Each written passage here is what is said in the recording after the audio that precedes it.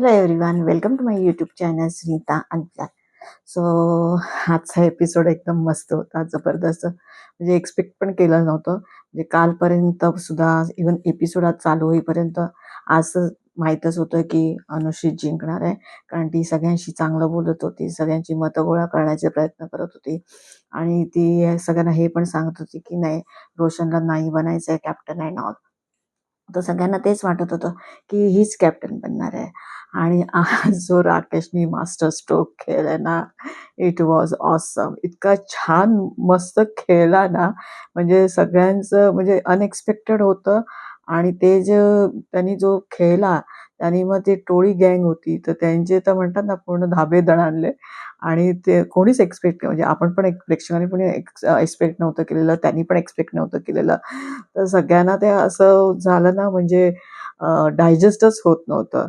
पण it was a good move, म्हणजे चांगला तो खेळला. जो बेस्टच होता. आणि राखीनी तर आपली म्हणजे ना घोडदौड चालू ठेवलेली आहे.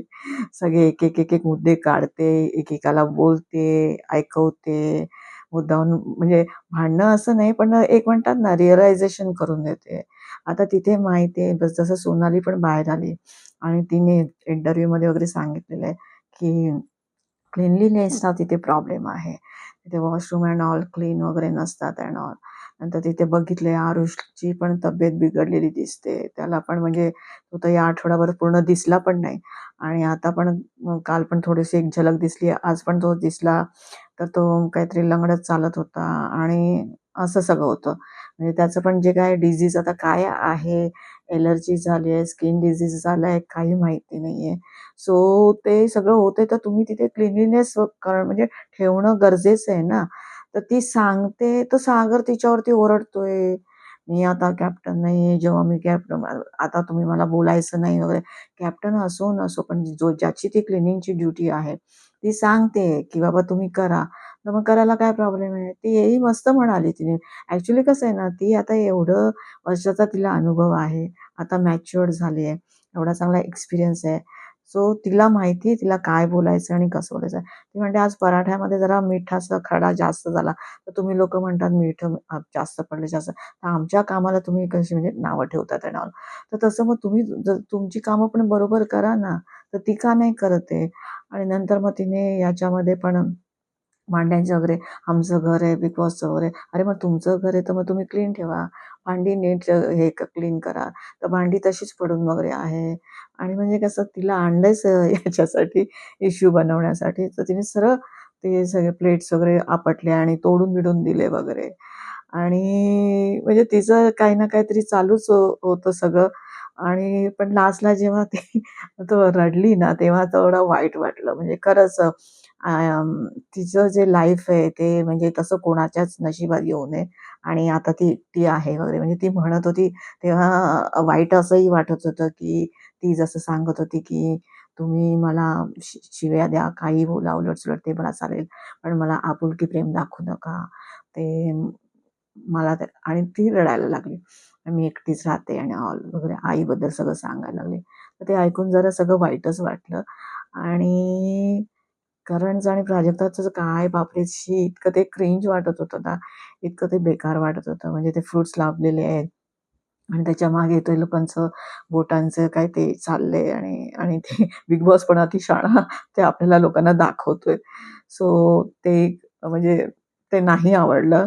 बेकारच वाटत होतं. आणि आज टोळीचाच पूर्ण आवाज बंद केला राकेशने आणि तो तर चांगलाच मूव्ह होता. सो बघूया आजच्या एपिसोडमध्ये काय झालं ते. तर स्टार्टिंगलाच तो आपला जो कालचा जो टास्क होता तोच कंटिन्यू करायचा होता. आणि नंतर पुढे ते टास्कमध्ये तिथे त्यांनी सांगितलं 4-4 म्हणजे जसे हे दोघे होतेच रोशन आणि अनुश्री. तर त्याच्यामुळे मग तो टास्क त्या लोकांनी चालू केला. आणि त्याच्यामध्ये स्टार्टिंगला मग रुचिता, करण, तन्वी आणि सागरला बोलवलं. आणि मग त्यांनी सांगितलं की बाबा काय वगैरे. तर अनुश्रीचं कसं पहिल्यापासून आधीपासून ती सगळ्यांना कन्व्हिन्सही करत होती, सगळ्यांशी बोलत होती, प्रत्येकाकडे जाऊन त्यांना प्रत्येकाला कन्व्हिन्स करण्याचा प्रयत्न करत होते. आणि दुसरीकडे रोशन नुसताच बसून होता. कुणाकडे जात नव्हता, बोलत नव्हता, काही करत नव्हता वगैरे. आणि मग जेव्हा प्रश्न त्या लोकांनी चांगले प्रश्न विचारले. आता तन्वी वगैरे म्हणाली, की आता आणि हे रुचिता, आम्हाला तुझ्यासाठी स्टँड जरी घ्यायचं म्हटलं, तर आम्ही कुठल्या बेसिसवर घ्यायचा? तू तर काही बोलतच नाहीये. तर तू घरामध्ये 13 लोकं आहेत, तर 13 लोकांची जबाबदारी घेईन ना. हां, मी घेईन ना मग जबाबदारी. म्हणजे सगळं त्याचं हो नाहीच्याच ह्याच्यामध्ये स्वरूपात बोलत होता. जसं अनुश्री प्रत्येक गोष्ट एक्सप्लेन करून सांगत होती, मी असं करेन, तसं करेन. तो असं काहीच बोलत नव्हता. शेवटी मग यांनी अनुश्रीच्या बाजूने निकाल दिला, की फर्स्ट राउंड अनुश्री जिंकली. नंतर सेकंड राउंडमध्ये मग आयुष आले, राखी आल्या, सचिन आलं आणि दीपाली आली. आणि मग त्यांच्यामध्ये सगळं डिस्कशन चालू झालं. आणि मग ती की असं की म्हणतात ना, ह्याला आपण एक चान्स देऊन बघूया, राखी वगैरे म्हणत होती. की तो म्हणून मी काय चेंज करू शकतो वगैरे. तर मग राखी म्हणाली, की आपण ह्याला चान्स देऊया. मग दीपाली पण म्हणाली, आपण ह्याला चान्स देऊया. आणि सचिन आणि आयुष हे लोकं अनुश्रीबद्दल बोलत होते. पण नंतर एकमताने त्यांना निर्णय द्यायचा होता. मग मे बी त्यांना असं वाटलं असेल टास्क रद्द वगैरे नको व्हायला. मग त्यांनी एकमताने रोशनला सिलेक्ट केला. हां, अशा तऱ्हेने सेकंड राउंड रोशन जिंकला. नंतर मग थर्ड राउंडमध्ये आलं, प्रभू आला, राकेश आला, विशाल आला आणि प्राजक्ता आली. आणि मग ते अनुश्री त्याच्या आधी तिच्याकडे प्राजक्ताकडे जाऊन बोलली होती, की सॉरी वगैरे असं तसं. तर प्राजक्ता तिला बोलली, "तू मला सॉरी कशाला बोलली?" तर ती म्हणते, "तुला बरं वाटावं म्हणून मी तुला सॉरी बोलली." तर हे काय फालतू रिझन होतं. म्हणजे ते काय म्हणतात ना, डायजेस्टेबल नव्हतं. नंतर मग इथे प्रभू पण बोलायला लागला. तर विशाल त्याला बडबड करायला लागला, "तू काय एवढं बोलतोय, जास्त बोलतोय," असं तसं वगैरे. तर प्रभूचं कसं म्हणजे बाहेरच्या त्याच्या रील्स काहीही असू दे, पण आतापर्यंत घरामध्ये तरी रॉंग मूव्ह गेलेला नाहीये त्याचा. तो व्यवस्थित खेळतोय आणि विशालसारख्या माणसाला आय वुड नॉट से की टफ फाईट, पण तो बरोबर रीतीने त्याला उत्तरं देतोय आणि चांगल्या रीतीने त्याला हँडल करतोय. तर तो आता पण बोलला, "मला बोलायचंय, मी बोलणार." आणि मग थोडी बाचाबाची केली आणि सगळ्यांनाच माहिती आहे, की विशाल त्याला थोडा टीज करतो आणि त्याला ऐकवत वगैरे असतो. पण तरी पण तो त्याचं एवढं ऐकून घेत नाही. थोडा तो घाबरत असेल नाही असेल, पण तिथे तर दाखवत नाही, की तो घाबरत नाही वगैरे. तर त्यांनी चांगल्या प्रकारे तो हँडल करतो. आणि नंतर मग तिथे चालू झाले तेच तोच प्रश्न परत रोशनचा आणि अनुश्रीचा आणि त्या त्याची हो नाहीच्या ह्याच्यामध्ये तो उत्तर देत होता. मग ह्यानी म्हणाला पण आणि स्टार्टिंगला एक होतं, की स्टार्टिंगला रोशन खेळतच नव्हता. उलटा राकेश त्याला बोलला, "तू असंच एकदम गिव्ह अप नको करूस. तू बोल, तू जा, तू बोल, तुला भाग घ्यावा लागेल. तू भाग घे." असं बोलला. तरी ह्यांच्या टोळीच्याच म्हणजे ह्याला कळतच नाही कोण चांगलं आहे, कोण आपल्या बाजूनी बोलतंय वगैरे. ह्याला फक्त टोळी जे बोलेल ते ह्यांनी करायचं. नंतर जेव्हा डिस्कशन चालू होतं तेव्हा विशाल चालू झाला, "मला काय माझ्या इथं दोन्ही टोळीचेच लोक आहेत. तर टोळीचे लोक आहेत तर मला काही प्रॉब्लेम नाही. कोणीही आलं तरी मला काही म्हणजे आमच्या टोळीतलीच माणसं आहेत वगैरे." तर ते असं तो वारंवार ते त्याचं तेच चालू होतं टोळी, टोळी, टोळी. मग नंतर मग यांनी राकेश सरळ म्हणाला म्हणजे जसं विशालनी त्याने म्हणजे राकेश आणि अ, राकेश सरळ बोलला त्यांना, की "मग मला कोणालाच मत नाही द्यायचंय म्हणून. जर टोळी-टोळी तुम्ही करताय तर मला कोणालाच मत नाही द्यायचंय." तर मग आता त्यांनी मग त्यांचा तो जो राउंड आहे, तो त्यांचा ड्रॉ झाला, की एकमत नाही झालं. मग त्याच्याने मग ड्रॉ झाला म्हणजे ते कॅप्टन्सीचा तो टास्कच तुमचा रद्द झाला, असं झालं ते. आणि त्याच्यानंतर मग सगळेजण ते भडकायला लागले. रुचिता बडबड करायला लागली, अनुश्री बडबड करायला लागली आणि सगळेजण आणि तन्वी एकदम खुश झाली, "अरे वाह दादा, काय मस्त तू केलं" वगैरे. आणि ती त्याला मिठी वगैरे मारली. दीपाली पण त्याला प्रेस करायला लागली.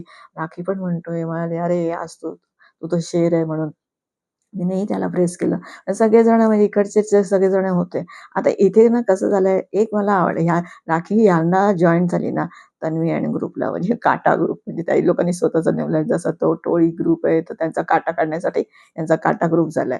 तर ते त्यांच्याबरोबर आहे, तर त्यांना पण थोडा हुरूप आलाय, जसं राकेशला आणि दीपालीला वगैरे. तर की तर ते लोकं स्वतःहून खुलून येतायत पुढे, बोलतायत आणि आज राकेश केवढा मस्त हसत-बिसत होता. म्हणजे एवढ्या पूर्ण 1 महिन्याच्या ह्याच्यामध्ये राकेशला मी पहिल्यांदा एवढं छान हसताना वगैरे बघितलं वगैरे.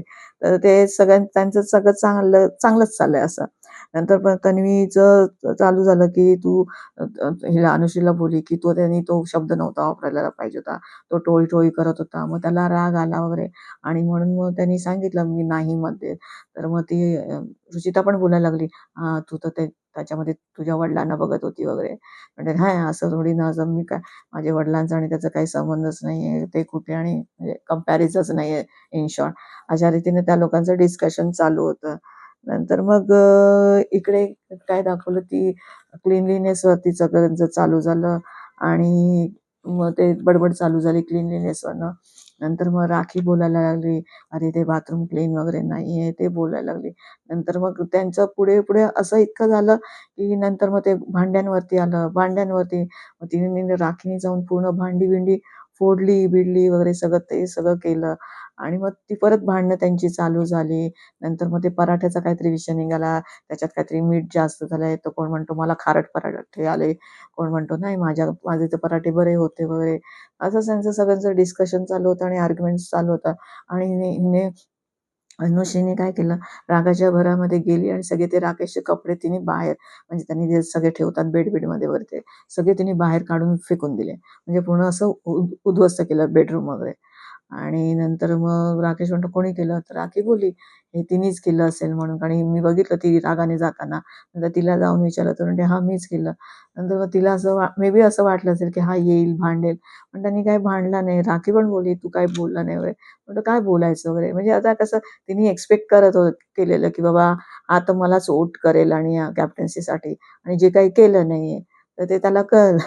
सो मग त्यांनी पण एवढं हे नाही केलं. त्यांनी मग तन्वीला सांगितलं आणि प्रभूला सांगितलं, की तुम्ही चला माझ्याबरोबर आणि त्यांच्याकडनं त्यांनी ते कपडे सगळे लावायला घेतलं वगैरे. नंतर आज राकेशचं होतं.